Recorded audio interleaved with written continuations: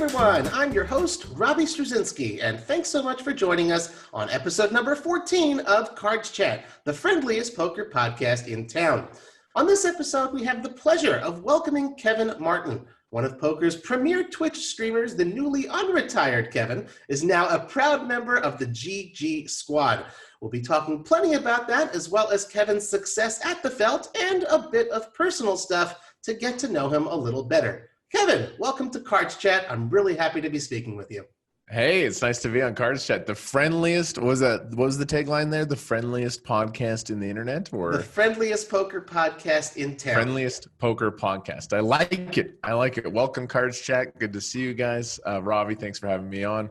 Robbie and I have interacted on Twitter for years, but have never actually talked.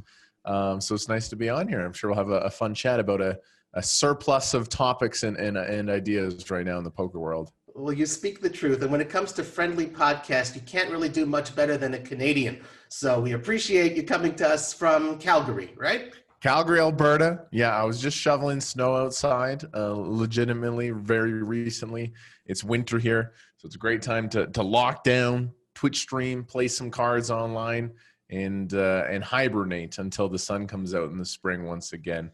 But yes, we're coming to you from beautiful Calgary, Alberta. One of the most livable cities in the world, actually. And that's not just me. I think Calgary is one of the top cities in the world. And then the other day I was doing some Google searching, and consistently on these top 10 cities in the world lists, Calgary's popped up over and over again. So I'm a very proud Calgarian indeed. Love it. I absolutely love it. And already it makes me want to go and visit the city. Maybe not in the winter so much, but definitely wants to go and visit that city. So let's jump right into it. We have three sort of major categories of questions we'll be asking you today. We'll start with streamer Kevin. So after a brief retirement, you're back streaming on Twitch. Now you're with GG Poker. You're in the GG Squad of streamers and content creators. So how did that come about? And how much are you enjoying being back in the Twitch streets? Yeah, it's nice. Oh my goodness, we could start into so many. Let's go back a little bit. Let's go back to the origins, because streaming poker on Twitch is still a little bit of a fetus. It's a healthy fetus. It's going to make it. It's going to grow into a great life, but it's still very new. And I was one of the early adapters, because in 2015, Robbie, if you loaded up a Twitch stream and played poker, your account would get banned. Right. It was against terms of services. You could not gamble. You could not play cards on Twitch. And then that was in development. That was changing. In about 2015, that was going to get reversed.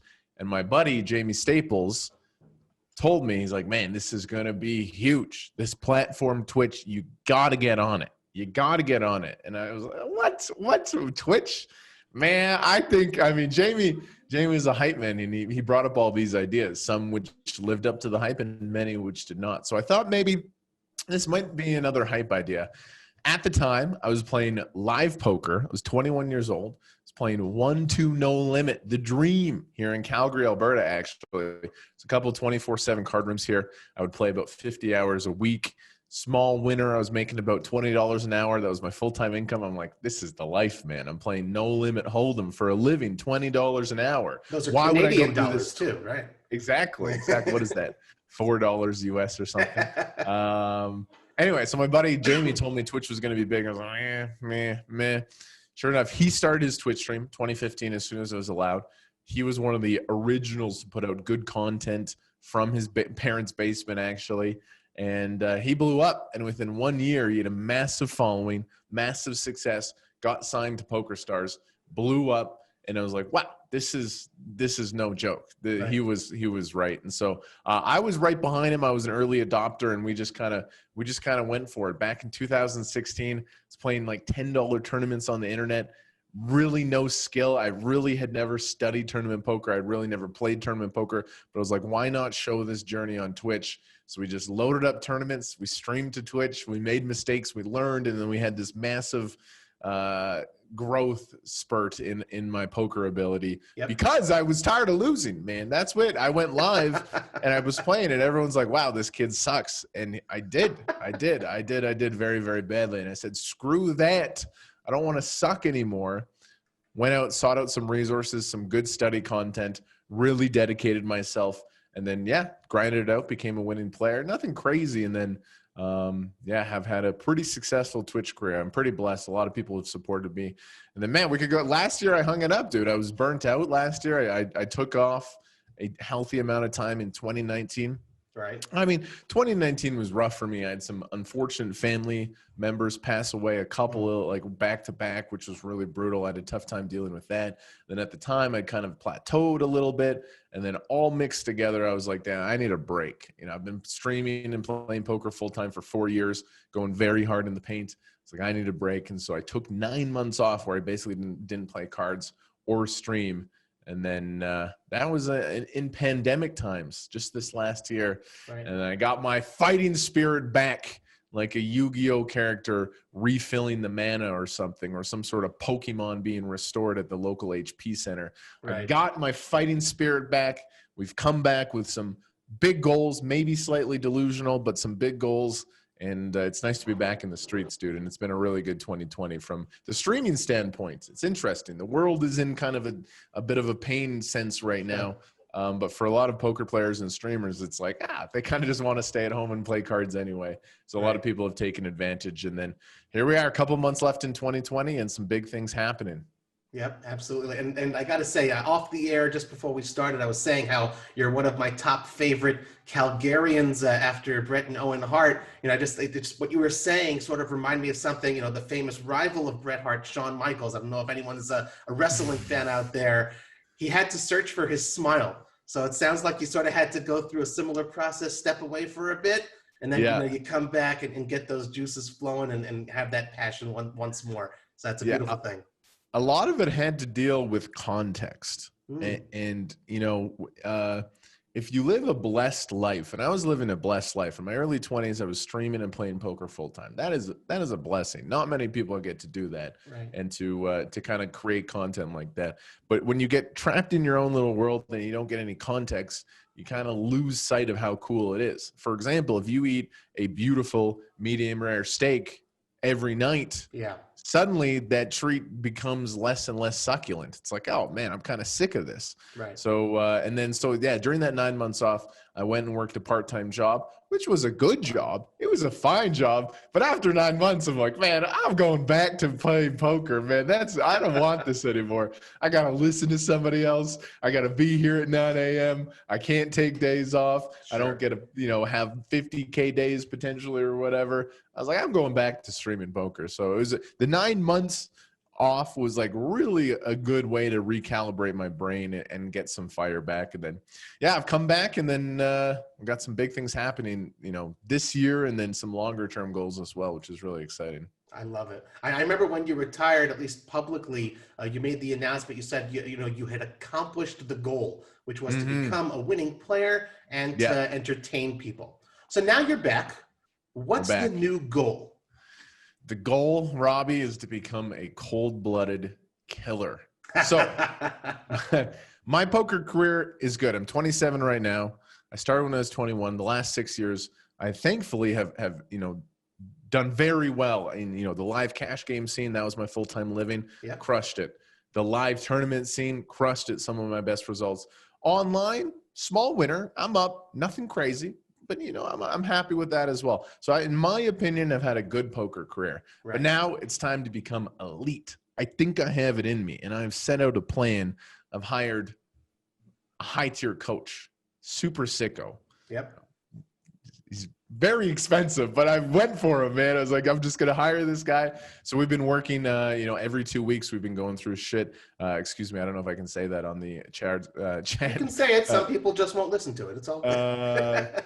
So I've hired a really sick guy because I'm good, right? I'm okay, but how do I get to the sickest level? How do I get to a point where I can fire some high rollers and actually smash these online games? And it's a big process. It's a big process. So I've rededicated myself. Big study schedule.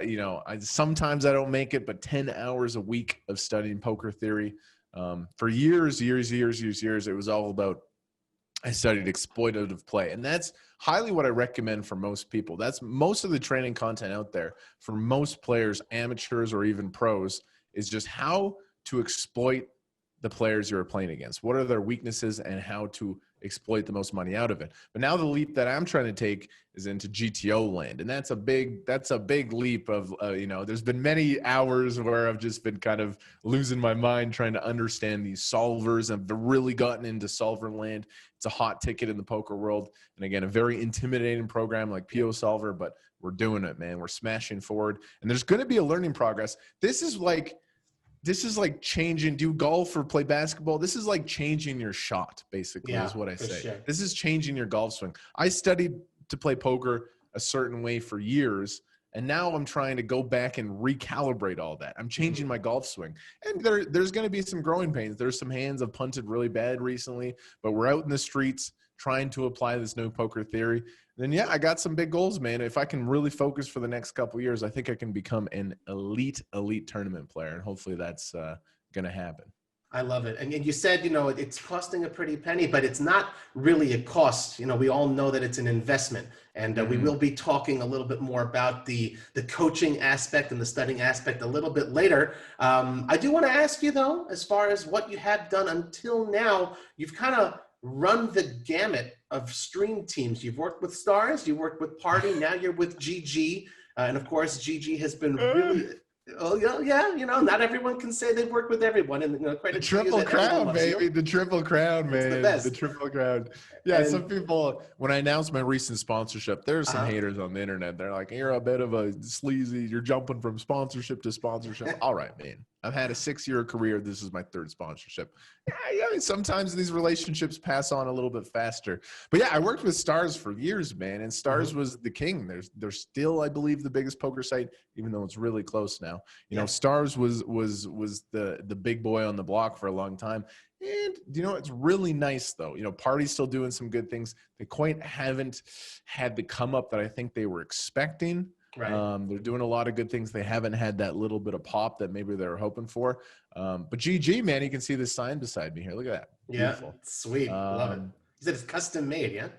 Yeah. So during my 9-month absence where I took off, I was still keeping a pulse on the poker world. Sure. And all of a sudden, GG just started crushing the improvement to the software, the staking platform. Like they just really, I've never seen a product improve faster than GG has the last year and a half. It's not perfect. There's still a lot of things to go, but the ability of like the software team to implement these new changes that are far beyond everything else, I was like, man, this team is sick. And then just this last year, there was the World Series of Poker going on. I was like, I want to do this. And then we collaborated. We did really well. They're a fiery company. They're obviously massively successful. I think they're going to be number one. I believe they're going to overtake Stars, but it's good to have a battle. For many years, there wasn't a battle. It was Stars was number one. I'm not going to say monopoly, but they were by far the biggest competitor, but it's nice to have another heavyweight in the ring. And it's a sick brand to be attached to. So I'm really proud of them. I'm really happy to be collabing with them. And I think we help each other a lot. Well, and competition, of course, is always good from the player's perspective. We always gain from something like that. You do have that very unique and interesting perspective, though, of having worked with multiple brands. I'm wondering, maybe you could sort of attest in some way or share with us maybe like the different visions that each of these brands sort of has, not just for online poker, but as far as poker streamers and how they wish to use them to amplify the brand. Yeah, that's a really interesting question. I mean, it's been a couple years since I've been with Stars, and my stint with Party was short, sweet, but very short. I mean, with Twitch is an interesting platform that's still in its infancy, of course. And you got to give a shout out to Poker Stars. Their streamers are the 3 biggest streamers right now. The 3 biggest poker streamers that stream regularly are all Poker Stars. You got Lex, who is number 1 by far. No one's had his numbers ever. He's amazing. He plays the highest stakes, very relatable, and his production quality is top notch. He's by far number 1. And he wins everything. What's that? And he wins everything, right? He crushes. He smashes some kids as well. Yeah. And then you got Finn and Spraggy. So like the 3 top spots in the poker streaming category are those guys. So they've done something very, very, very correct indeed. But But the GG squad, dude, is sick. The team we put together is like really cool. You know, there's 6 of us in the GG squad headed by myself. There's some other fantastic streamers. I'm really happy with the crew that we've put together. So it's a nice to have this young crew kind of maybe rise up and do some damage here. But Team Stars is still the cream of the crop in the Twitch poker world by quite a separation margin. Sure. Well, I mean, I know one of the things you said, GG, they're constantly improving their product. One of the things everyone has started to really get into and love, they have some cool avatars. I'm sure it's got to be cool to have your own avatar on GG, right? Yeah, dude, for sure. They didn't get the updated. I'm trying to get the mustache update coming in. That has yet to be. That's still in the works, I guess. That hasn't made it through, but yeah, man. In terms of visually of the visual product, GG is unbelievable. So it's gonna be an interesting story to follow, and this year, the next year, the next 3 years of which site really rises up to number one, because I follow the numbers pretty closely. GG's concurrence is equal with Stars and even surpassing them recently. It's like we got a dogfight in our hands, which is great for everybody. If these companies need to be held responsible to put out the best product, the lowest rake, the best tournament series, that's just a win-win for everybody across the board. Absolutely. I mean, do you think we'll see some Kevin Martin emojis like we've got for Elke and DNegs? Yeah, we got the Daniel. I would love it. I just got to recognize my own, place in the stepping order. There are a couple more ahead of me. There's a couple more, but maybe in maybe 6 months we can get some Kmart emojis. That would be great. That would be perfect. Cool. Yeah. Well, you of course you gave the big shout outs to Lex, to Jamie, yourself. The guys with like the massive followings, the names in Twitch streaming. Obviously, it takes a lot of effort to get to that level. And, like a lot of things, early adopters, they reap the benefits. So you guys certainly were in the right place at the right time. You put in that effort. But I don't think it's impossible to grow an audience, even if you're just recently starting. Maybe you could point to or give us some tips for any streamers or potential streamers out there of things that they could do to grow their audiences. Yeah. So it's a good point. A lot of people say, well, you got on the platform first. That's why you grew a big audience. That's not correct. There's dozens and dozens of people who got on the platform at the same time I did, and they're doing something else. It's just it's a savage job. It really is a savage job. Long hours. So if I do an 8-hour Twitch stream, there's an hour of prep before, there's an hour of chilling after. I'm dedicating about 7 to 10 hours a week on stream improvements, working on emotes, working on overlays. Like to do well in poker, to stream, and to have a functional life, it's an interesting balance that a lot of people don't succeed at. So, people will say, oh, you've built a big following. Well, yeah, a lot of poker players, even big brand names, have tried to do it on Twitch and they've just hated it. They've given up. It can be a thankless job at times. Number one, you got to learn, you got to have a thick skin. You just can't care what people say on the internet, because you will get attacked relentlessly, especially in poker, where the number of backseat drivers seems to be quite large. I don't know what it is. I don't know what it is about poker viewers on the internet. They always seem to have the answers. Right. Even if you can get in pocket jacks for 12 big blinds and somebody will think you should have folded. You know what I mean? It's like, so you gotta I'm laughing because it's so true. You got to have an iron thick skin. My experience on Big Brother really helped me with that, to be like, really not care about what people said, what people say. And then, if you want to grow, it's still wide open. The market is not saturated at all. If you work on your craft, if you get good at poker, if you play decent stakes, if you put out a show, and by put out a show, I mean, a lot of people are on Twitch poker. I could load up, we could look at it right now. If I'll go grab 20 streams, about 19 of them, people are sitting there just playing poker. That's not going to do it. If you want to grow an audience, you got to put on a show. You got to have some storytelling involved. You got to get people to buy into your personality and really want to be there every day. I get frustrated because there's so much potential. Sometimes at night, I'll go through random poker streams, and, I'm not the guy who has all the answers, but I have a few of them. I've been in the industry for a while, and I was like, oh man, if this guy just did this, I think you'd have more success. And you're not going to turn on the camera, just play cards and have success. You gotta put out a story. Twitch streaming is storytelling. Why are people there? I like it. Is that something that you discuss with your GG Squad teammates, like how to sort of like, strategize and mutually improve each other's entertaining streams? For sure. Yeah, absolutely. And that's what it's really nice to have a team. And that's, again, why Team Poker Stars has had a little bit of success is they share the audience really well. And having a team collaborate, making your content better and better is really key. So, yeah, I mean, I got some eyes on some streamers that have just popped up recently that I think could have a chance to do really well. And in general, the whole poker, I mean, one of the reasons I came back was because I looked at the numbers. So back in 2017, if you load up Twitch Poker, you would have about 15 to 20 streams on, about 20 streams on average. This year, 80. It's almost tripled. Wow. The number of streams and the number of concurrent viewers has doubled. So more people are on that platform than ever. And that was partly due to the pandemic. Poker experienced a little bit of a boom there with everybody being locked up at home. And that was another reason that led to me coming back is because, credit that a lot of that goes to like Lex Veldhouse, who has built up the category a lot and stuff. But yeah, man, Twitch Poker is going to be here for a long time. And it's my game plan for the next 5 years. Interesting. I mean, I would be remiss if I didn't ask this one question. It's a little bit of a toughie. Twitch has been clamping down a little bit on the copyright music issue as of late. Has that impacted you in what way? And maybe you can sort of see any type of resolution down the road? Yeah, the DMCAs, man. I got whacked with an official strike, not only a warning. I got an official strike against my channel. I'm like, no.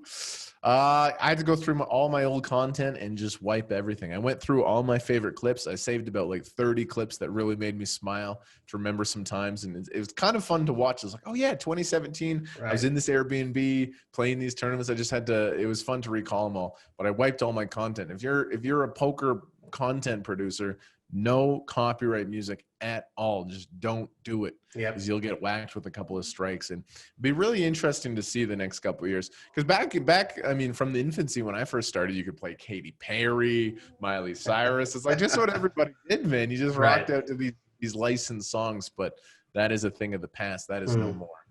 So do you think that there's going to be, I mean, like you said, the whole industry, in a way, the Twitch streaming is still in its infancy. There's so much room for growth. When you have long established industries, you have your rules, and in a certain way, it's not, I don't know if it's the Wild West anymore, but it's still like we're figuring this out in a big way. Do you feel like there may be some sort of resolution that allows in the future, streamers, or at least maybe the bigger streamers, to like, okay, there's certain, repository of music that you will be able to use? You think that could happen? I hope so. I'm not the guy with those answers, but I think the guys from Twitch should meet the music guys. And the music guys, I don't know a lot about the music industry. They sound a little snobby, though. You know what I mean? Get them together, make a solution, because, why couldn't we play those songs? There could be some sort of, the thing is, because if I broadcast a song to 1,000 viewers, the music industry is mad because they don't get the credit for that song play. You know what I mean? If there was some sort of system that could monitor, hey, this streamer played your song to 1,000 audience, that counts as like 50 plays or something. There's got to be something. There seems like some harder problems in the world going on than this. So I mean, it would be nice if they could solve it. Hopefully. Well, in poker, we say it's important to shift gears. So we're going to shift from Kevin the streamer to Kevin the poker player. A slight shift. Heck yeah. Yeah, so obviously you're not just well known for your stream and for playing online. You mentioned you had, some really good live results. You kind of crushed it, specifically in 2018, 2019. So before I even ask the first question here, just for the benefit of the audience, if you don't have the Hendon Mob results in front of you, I'm going to read off a string of results from that time, from this 18-month period. Second place at the PCA January 2018 for $36K. First place, the Calgary Classic main event in June 2018, $27K. First place, Silver Buckle Calgary, July 2018, $18K. First place in the Summer Superstar. I hope you're smiling, man. You should be smiling. I am, dude. It's fun. Let's relive all this. August 18th, the Summer Super Stack 1500 main event. First place, $38K. A $48K score in October, Run It Up Reno $600 main event. Second place, winner of the DSPT Calgary $360 event, November 2018, another 17K. And the last one I've got here, first place, Great Canadian Freeze Out Calgary 760 main event in February 2019 for 35K. First of all, that is ridiculous. I don't normally just read a string of results, but that's amazing. That's over half a dozen firsts and runner-up finishes in low buy-in events. So the fields are huge.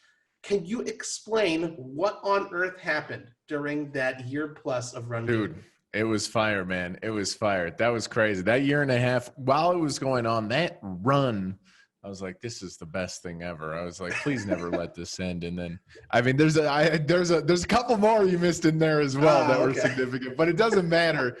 That year and a half, I mean, without being humble, it was crazy to go on a nice, because again, I'd been working on my game a lot. And then in these live events, it was the perfect combination. First of all, I literally ran like God. My card distribution, every time there was a key flip deep in a tournament, I just binked it. It was really magical. It was a real up 1% of run good. But then on the other side of that, I had all that work. I'd worked so hard, and then I was playing with the utmost confidence. I was really crushing people. This was that year and a half, man, it was crazy. I mean, I had 60. I have the graph. I always keep careful results of these things.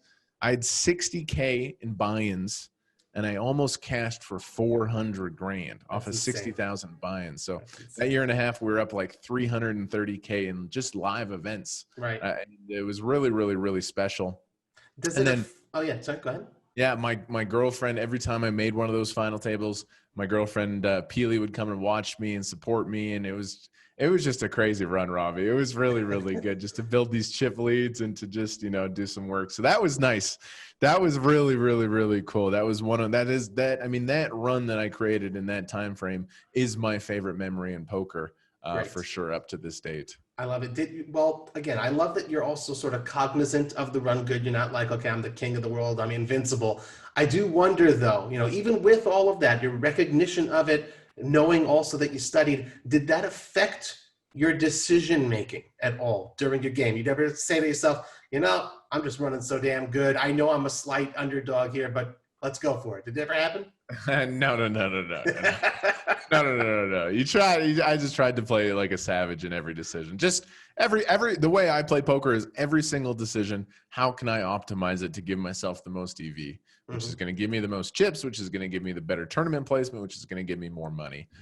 So yeah, I try to play we're emotional creatures and it's tough, but the stuff, so I work with a really awesome guy. I cannot give this guy enough credit. You might have heard of him in the poker world. His name is Elliot Rowe. Oh yeah, sure. I got to give him some props because this story again is incredible.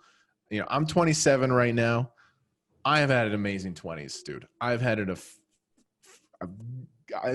if you went to 18-year-old Kevin and you said, kid, the next 9 years of your life is going to include playing poker full-time, streaming full-time, getting sponsored by major companies, going on Big Brother twice and winning one of those times, having an awesome relationship with the love of your life, traveling to the PCA, going to Vegas, playing the main event, doing this. Man, I'm so, so blessed. And a lot of this came from my work with Elliot. He was a starting focal point. So when I was 21 years old, I was streaming on Twitch. I sucked. I had no confidence. My net worth was almost zero. I had no money. I had a feeling like I had some potential, but I didn't know what to do. And somehow I got in touch with this guy, Elliot Rowe. And that's when Elliot Rowe was just starting his career. So Elliot Rowe is an elite life coach, mental coach. He works with high-level UFC fighters, prepping them for fights. He works with some of the best poker players in the world, including Fedor Holtz, and other crushers. So I got in touch with this guy, and he started working with me. And he told me, he's like, Kevin, you're 21 right now. I know you don't got a lot going on. Listen to me. He's like, you are extremely talented. If you listen to me and do A, B, C, and D, he's like, you are going to have an amazing career. I promise you. You just got to listen to me. He instantly put me on an intense study plan. He's like, you suck at poker. You're not going to suck at poker anymore. You are going to study poker 8 hours a week, and you are not going to miss it. It is your part-time job. So I did that for 4 months. got much better, started winning online, went on that crazy run. Other things, health, sleep, fitness. He's like, you need to optimize these, because all the successful people in the world, they optimize these things. Sure. That's what they do. And then, you know, I've had an amazing run, and then I still work with him to this day. We have a call once a month. He calls, how's your life going? What are you doing? Where are your leaks? What are you doing? Da, da, da, da, da. We go over everything. He's amazing. He's the sickest. So I got to give him a little bit of love. Elliot Rowe, he's the best of the best for sure. I've met him as well. He's certainly a wonderful guy. I haven't worked with him, but just having spoken with him a few times, definitely, you know, he fits his billing. Absolutely. And I love that you give the shout out where it's due. Good for you for giving the appropriate credit. Did he give you some sort of secret sauce, though, to put in those burgers that you're just got like ridiculous dominant home court advantage in Calgary? I feel like every tournament you play there, you just bink. Speaking of which, there's another one coming up right away. I'm super excited because live poker got paused. So the last live tournament I ever played was August 2019. I got third in a Calgary main event, and there's a Calgary main event coming up. I'm super excited to see the community. The Calgary community is really cool, you know. And there's a lot of people. So during this crazy run, you know, people were really excited for my first win. People were like, congrats. You know, they're excited for my second win, and they were excited for my third win. But then when I won tournament number 4, 5, and 6, it's like, okay, we're no longer excited for you. I became, you know, and I understand it as well. I was 23 at the time. Little bit of arrogance, you know, a little bit of arrogance for sure. I'm on this massive run. I'm smashing everybody. I'm running well. I understand. I became an almost villain type character in a lot of people's minds. You know what I mean? And well, the end boss at the end of the game, you got to beat him. What's that? It's like the boss at the end of the game. You got to beat him. Yeah. One of the cringiest moments. Very cringy, and I apologize for this soon after. We're at a final. I got to tell this story, dude. We're at a final table. We're at a final table in Calgary. I got a big chip lead, a lot of money up top, playing with a lot of confidence. There's a crazy hand. This guy raises the turn. I call with the nut flush draw ace high. I check the river, nut flush draw bricks, and he bombs it big. He almost bets pot. I have ace high on a super wet board. I go over the hand. I'm just like, what? I really think he's bluffing. Big spot, final table. Hero call with ace high.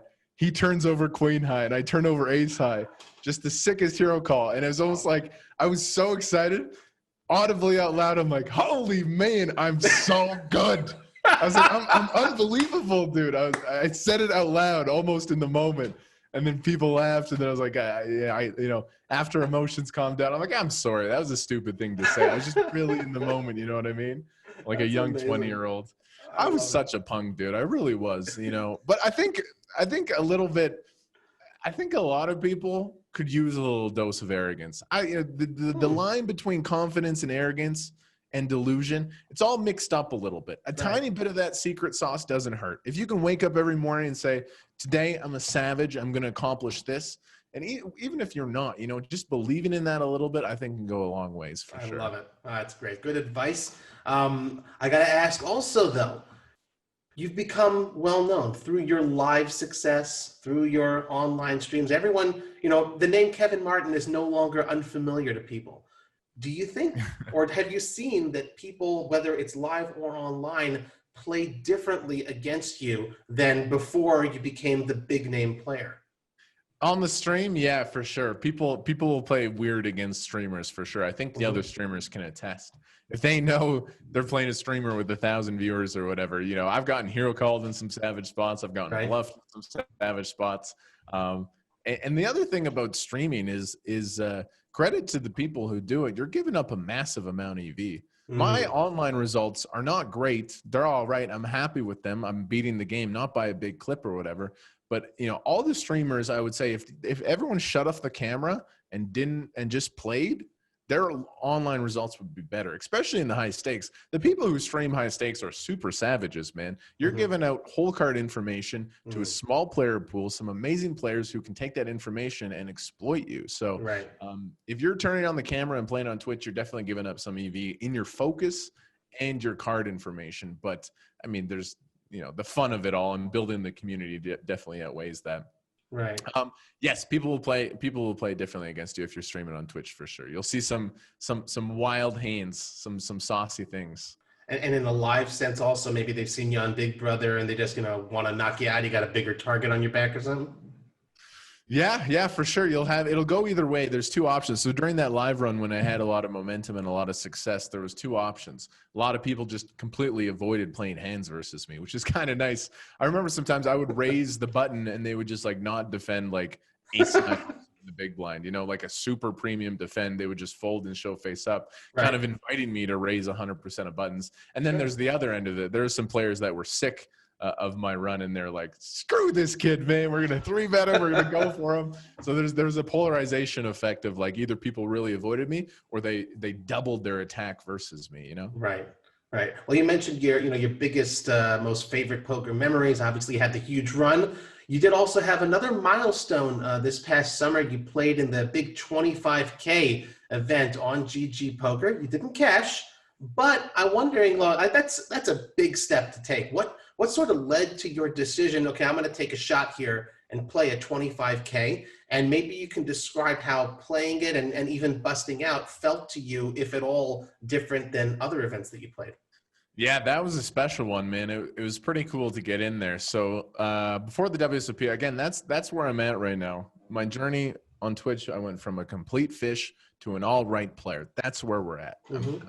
I've had an all right career is how I describe it. Okay. I want to become elite. That's the goal. And I might fail at that, but I'm going to do everything in my power to get there. Right. And a little bit of that is like, all right, let's really fire. So the WSOP, we gathered up a large bankroll. I think it was like 70 grand. And I said, I am just going to fire away at the biggest, the hardest tournaments. And if we fall on our face, that's all right. So I played 5Ks, 2Ks, 10Ks. I didn't play 10K. I played the 25K, the 25K Players Championship.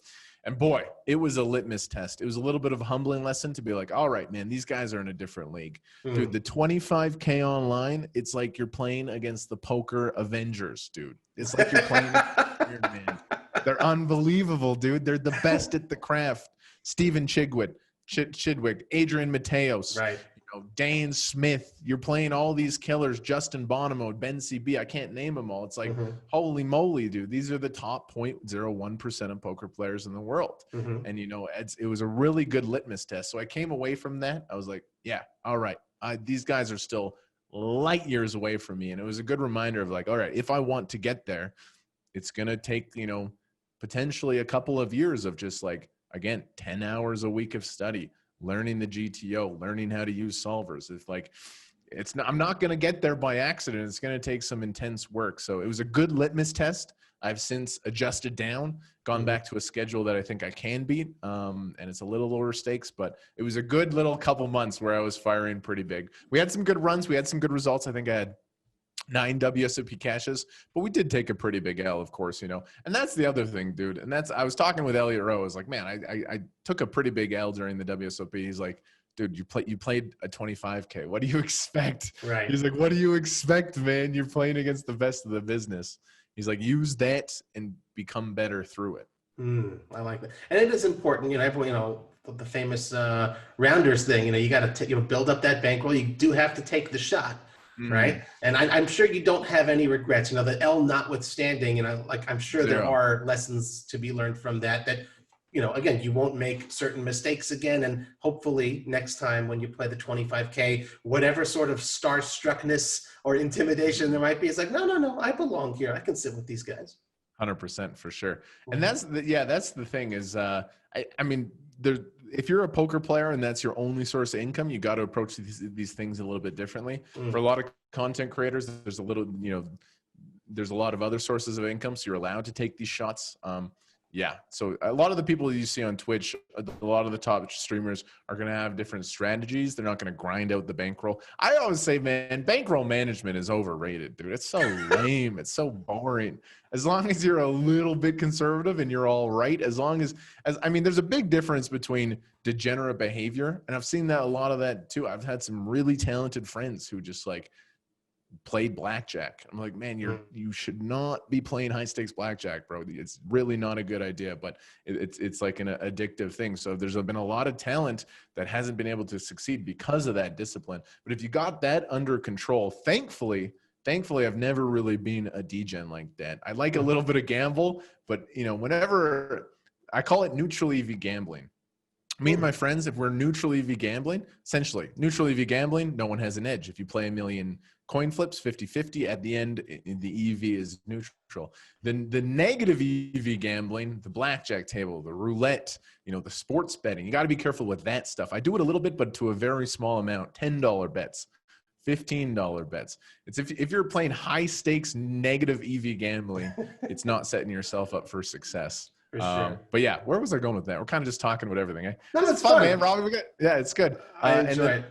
Yeah, it's been really, really, really good. I have to give you my story. Can I give you my little story though? Because like you just, I would love to hear your story. Well, because you're talking about like giving into it's addicting. Those games are tempting. That's why they have all those games in the casino. And I will say also, and I'm sure a lot of members of the CardsChat community can identify with this.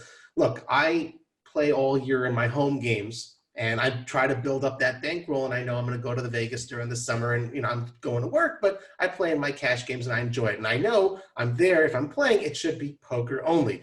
Yeah. But inevitably, you're walking through the casino and you hear, you see the lights, and you got to play a little roulette. You got to play a little blackjack. I'm not going to go ahead and spew though. Like you say, you got to give in a little. You got to scratch to get a little. Play $10 blackjack, $20 hand of blackjack. Put, a 20 into the video poker machine, but just remember, everybody, if you've got your poker bankroll, save it for poker. I like that. So it's not necessarily bankroll management as much as, maybe degen management or something. Degen management, for sure, yeah. Sure, go ahead. You wanted to tell a story.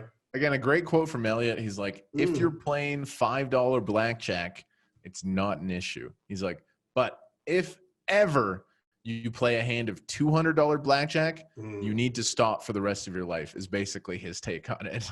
Yeah. He's dealt with a lot of talented poker players who have like phoned him up at 4 a.m. It's like, hey, Elliot, I just lost $300K playing blackjack in Bellagio. You know what I mean? So it's an interesting, you got to be very careful. My grandmother actually, had a severe gambling addiction, severe. It's very, very sad. I've always tried to be hyper aware of gambling addiction because it's devastating. She drove her net worth to zero in the matter of a year of playing high stakes slots, which is really, really, really tragic. And family members, hey, grandma, stop doing this. She just couldn't pull back. Just got to be very careful with it. And so that's why when I went to my parents and told them I was going to be a professional poker player, they were very hesitant because my family had a bad relationship with gambling due to my grandma. But thankfully, after a little bit of success and the Twitch stream and everything, they've bought in and been excited. Right, and it's not like you just go and show up to a slot machine and put a bill in or anything like that. You put in the work, you put in the time. And here's that question I had foreshadowed about the whole studying. You mentioned how much you have been and continuously are working on your game. You mentioned you hired a coach to try and push yourself to that elite level. I'm wondering though, so of course there's recreational poker players out there. You can be recreational and also take your game seriously. No one wants to lose, right? What level of player would you recommend personal coaching to? Or would you say, up until you get to a certain level, it's fine, just go ahead and take courses or, enroll and get a membership with one of the poker training sites? Like, would you say it's stakes based necessarily, or perhaps it's more, how serious you want to take it based? I would say it's more per person. I would say the best value for your dollar is almost never going to be coaching. For a high percentage of players, I would not recommend coaching. Unless you're a doctor making $200K a year, you got a lot of money. If you want to get good really fast, coaching is going to accelerate that. But in terms of bang for the buck for most people, I would just go right to one of the training courses. Okay. I'm not going to completely sell out here, but a great option. Learn Pro Poker, $30 a month. $30 a month. Everyone can afford $30 a month. Take the content and study it seriously. Because poker, if you enjoy it as a recreational thing, I guarantee you're going to enjoy it more if you're beating the game. If you can increase your big blinds 1 per 100 hands, if you can gain some domination over the table and have a better strategic understanding, you're going to go from liking poker to loving it, to potentially it could be your part-time income, you know? So I say it's kind of like the gym. It's kind of like the gym, right? You know, going to the gym, grinding out an hour. It's not really fun, but it's necessary for overall life happiness. Every other area of your life is going to be more efficient and happy if you go get physical exercise.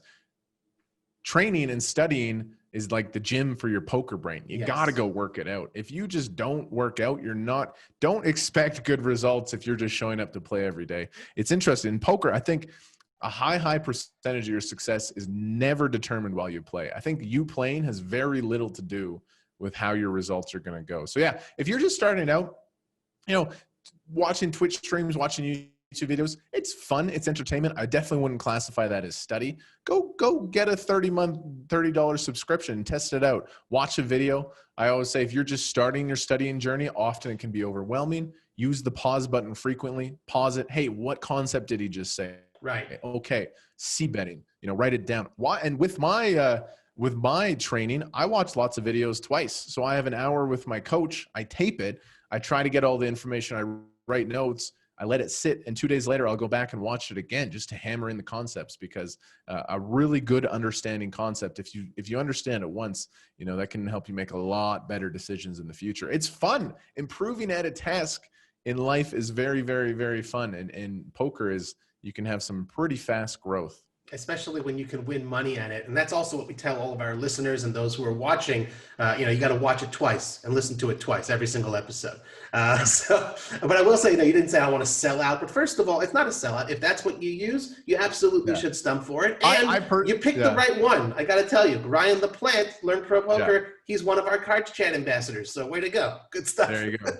That is a great option. Learn Pro Poker. Very affordable. If you had a little bit more money, I would go right to Raise Your Edge, the masterclass. If you got a little bit of that bankroll, the Raise Your Edge masterclass is savage. I've done the class twice.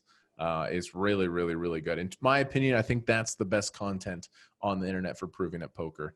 But now that I've done that twice, that is when I would recommend personal coaching. That's what I've done to myself. That's when it's time to get let's go to the best of the best and try to continue our growth. Right.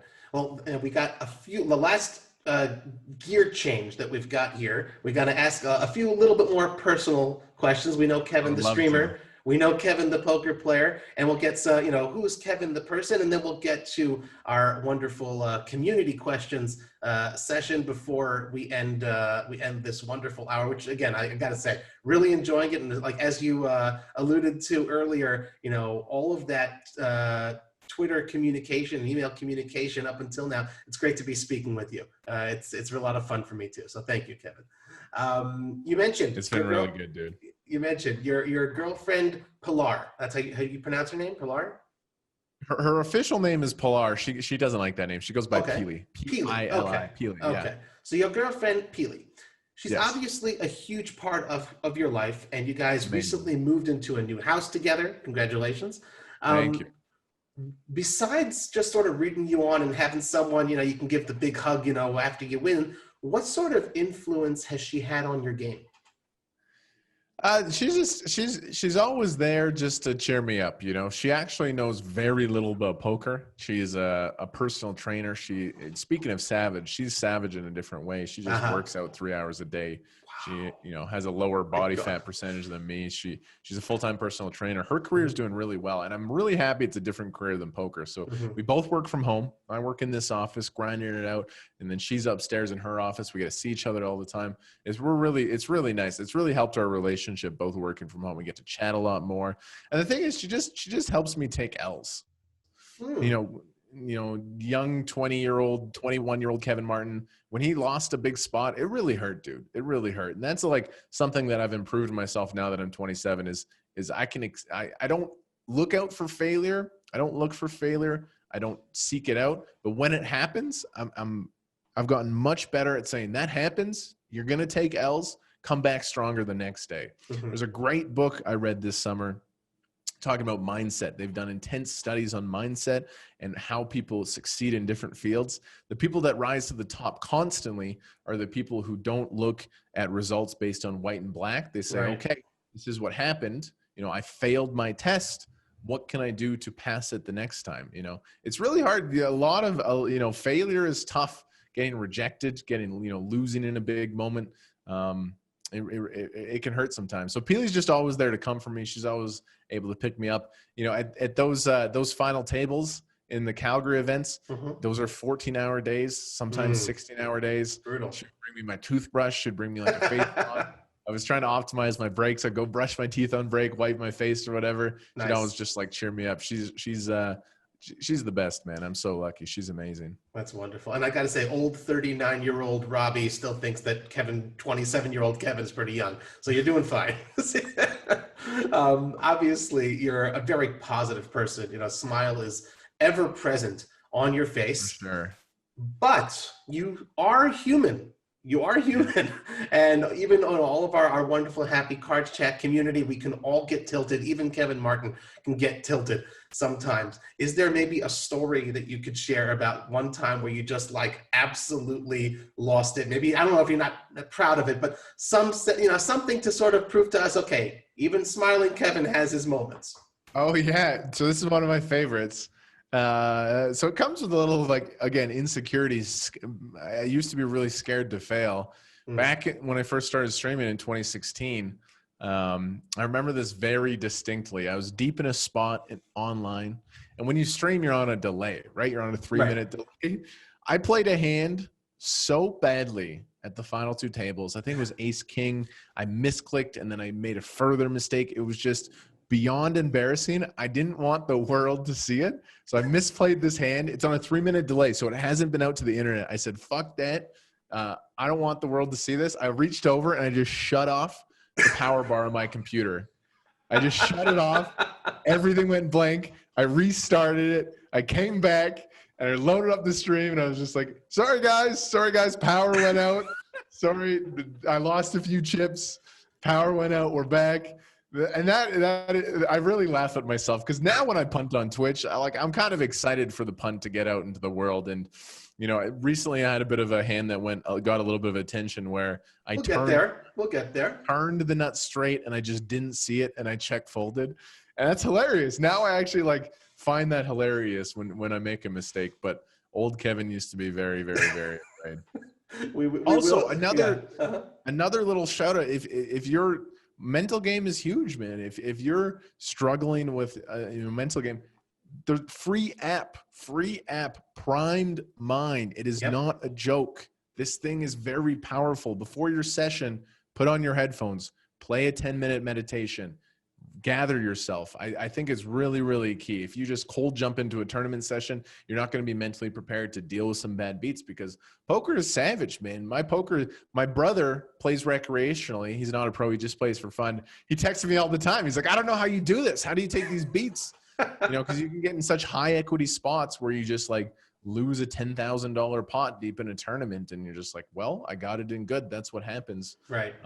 It's an intense mental game. Working on your mental game can pay off dividends. Right. And of course, Prime Mind, shout out once again to Elliot Rowe and Fader Holt. It's a joint project of theirs. Love it. It's good. Great answers. And Kevin, we don't really do controversy or anything like that here on the Cards Chat podcast. But a little bit. Let's talk controversy. Well, just one.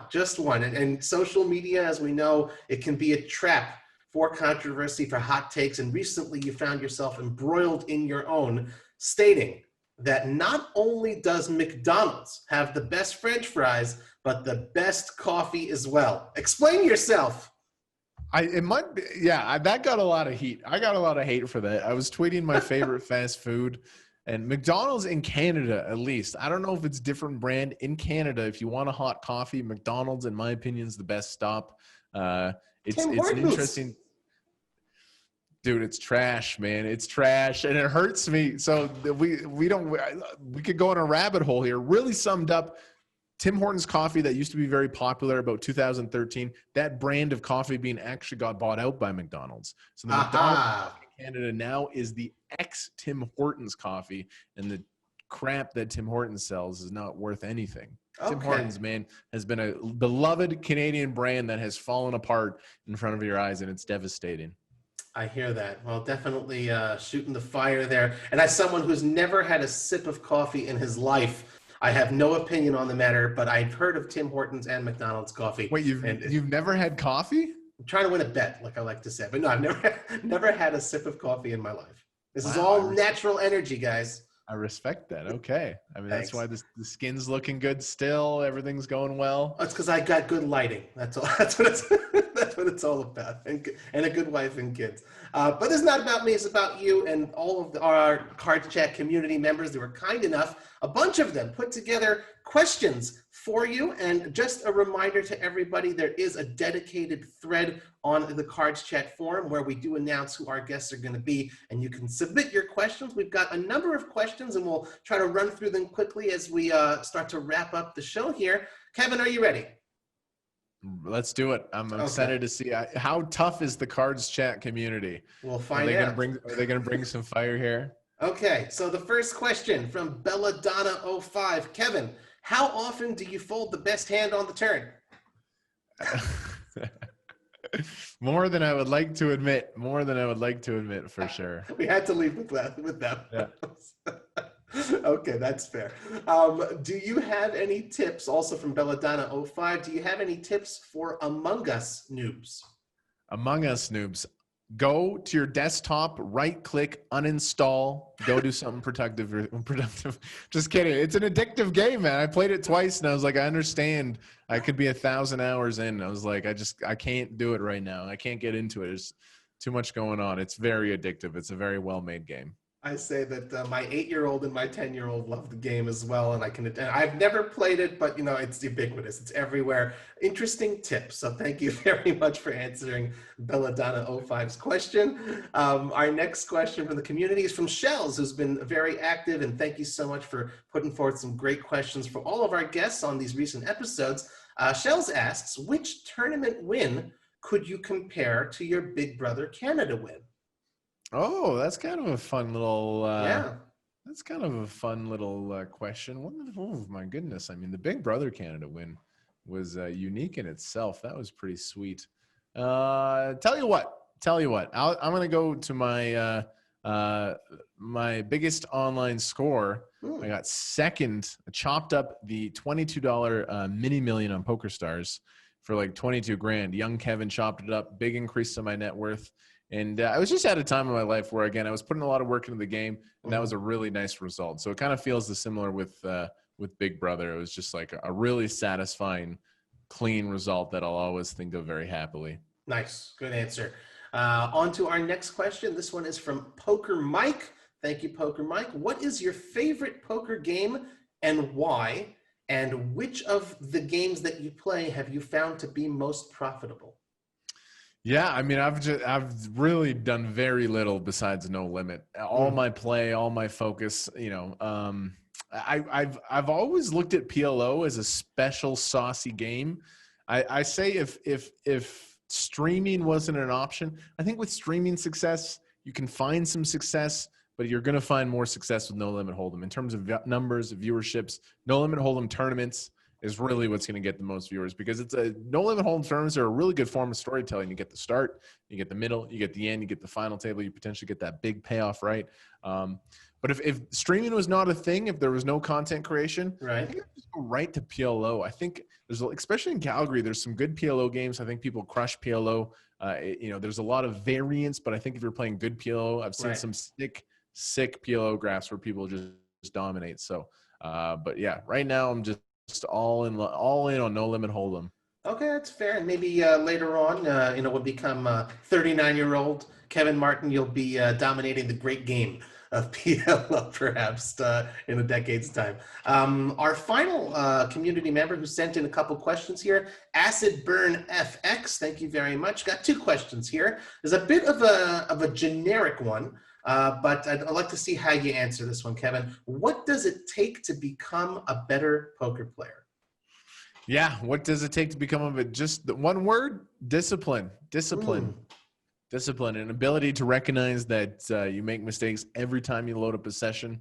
You know, even if you have a good session, it's easy to think, oh, wow, I played really well today. You still got to go find where you make mistakes. Discipline, you know, in a world where our attention is so, you know, if you guys have recently watched The Social Dilemma, we are in a massive attention economy. Everything is fighting for your attention, your relationships, your phone, social media. It's all vying for your attention. So to sit down and to study poker for 45 minutes is very, very difficult. But it's what is required to do to get better and improve your skill.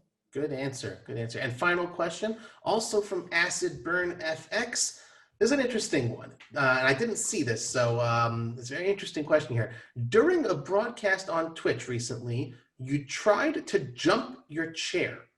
What was the purpose of this? And also, is that quality fundamental to becoming a better poker player? The vertical leap. I don't think there's any coordination between pure vertical leap and poker skill. That would be interesting.